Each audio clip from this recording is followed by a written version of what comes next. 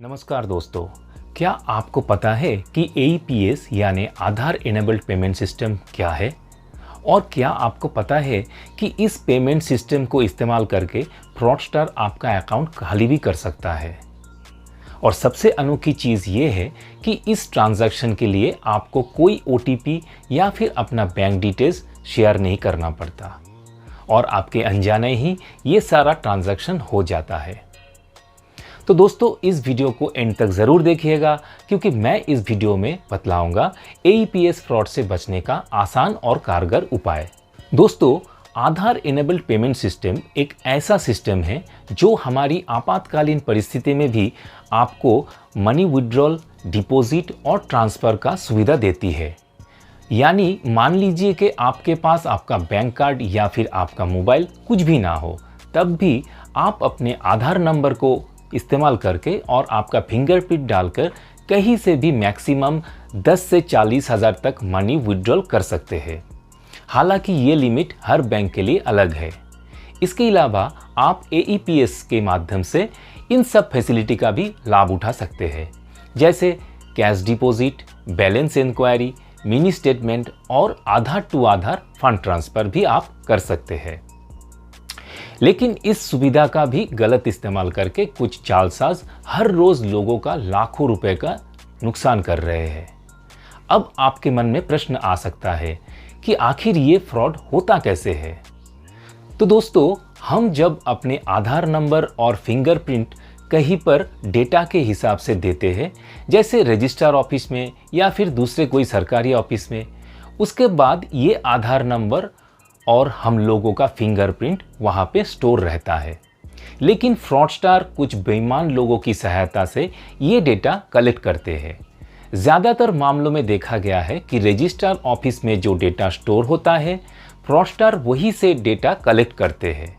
उसके बाद वो आपका फिंगरप्रिंट का 3D प्रिंट बनाते हैं और ऐसे ही वो फ्रॉडस्टर आपके अकाउंट से पर डे आपका आधार नंबर और आपके फिंगरप्रिंट के मदद से 40 हज़ार तक की विड्रॉल कर सकते हैं।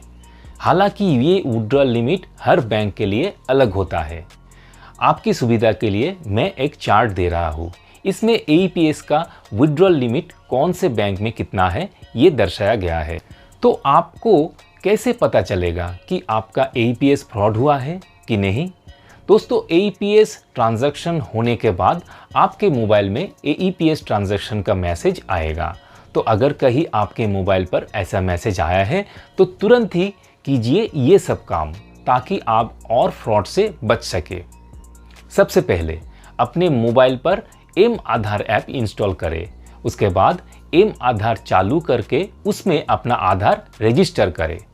उसके बाद सर्विस में जाकर अपना आधार को बायोमेट्रिक लॉक कर दे ताकि कोई दूसरा उस आधार को इस्तेमाल करके फिर से पैसा विड्रॉल ना कर पाए। उसके बाद आप अपने बैंक में जाएं और वहां पे डिस्प्यूट ट्रांजैक्शन का फॉर्म फिलअप करें। उसके बाद आप अपने नज़दीकी थाने में जाकर फ्रॉड की कंप्लेंट ज़रूर करें।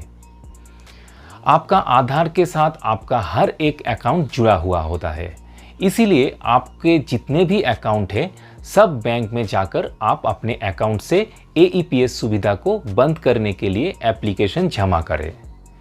अब आपका आधार बायोमेट्रिक लॉक है, इसीलिए जब भी आप अपने आधार का बायोमेट्रिक ऑन करना चाहते हैं तो M आधार ऐप में जाकर उसको चालू कीजिए। ये सुविधा 9 मिनट के लिए चालू रहता है और बाद में ऑटोमेटिक बंद हो जाता है। हर रोज़ सुबह उठकर अपने SMS को चेक करने का आदत डालिए क्योंकि बैंक ट्रांजैक्शन का सब इंफॉर्मेशन आपको SMS के माध्यम से ही भेजा जाता है।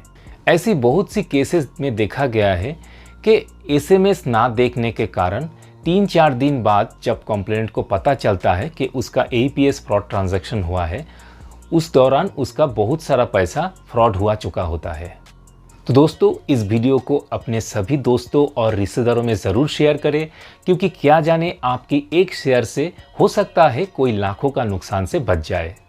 अगर आपको ये वीडियो अच्छा लगा तो लाइक ज़रूर कीजिएगा। इस तरह के साइबर सिक्योरिटी से जुड़ी अपडेट इन्फॉर्मेशन पाने के लिए हमारे चैनल को ज़रूर सब्सक्राइब करें। फिर मिलेंगे एक नए टॉपिक के साथ। सतर्क रहिए, सुरक्षित रहिए। जय हिंद।